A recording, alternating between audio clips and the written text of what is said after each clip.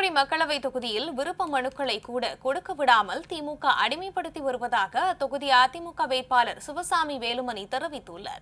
தூத்துக்குடி மாவட்டம் கோவில்பட்டி கிருஷ்ணா நகரில் உள்ள தனியார் திருமண மண்டபத்தில் தூத்துக்குடி நாடாளுமன்ற தொகுதி அதிமுக வேட்பாளர் அறிமுக கூட்டம் நடைபெற்றது.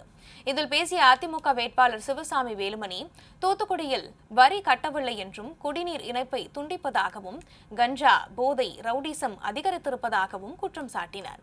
தூத்துக்குடி தொகுதியில் யாரையும் விருப்ப மனு கூட கொடுக்க விடாமல் திமுக அடிமைப்படுத்தி வருவதாக கூறிய அவர், தான் உயிர் உள்ளவரை அதிமுகவுக்கும் எடப்பாடி பழனிசாமிக்கும் நாய் போல நன்றி உள்ளவனாக இருப்பேன் என்றும் தெரிவித்தார். இந்த தூத்துக்குடி நாடாளுமன்ற தொகுதியிலே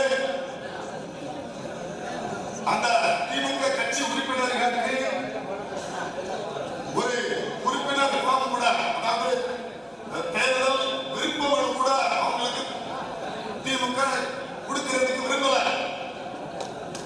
அந்த திமுக கட்சிக்காரர்கள் அதிருப்தியில் இருக்காங்க. வெளியில கழக பொதுச் செயலாளர் எடப்பாடியாருக்கும்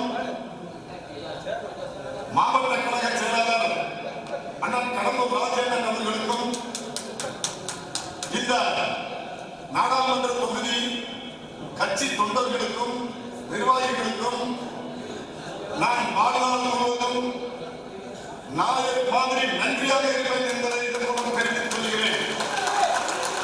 நாய் என்பது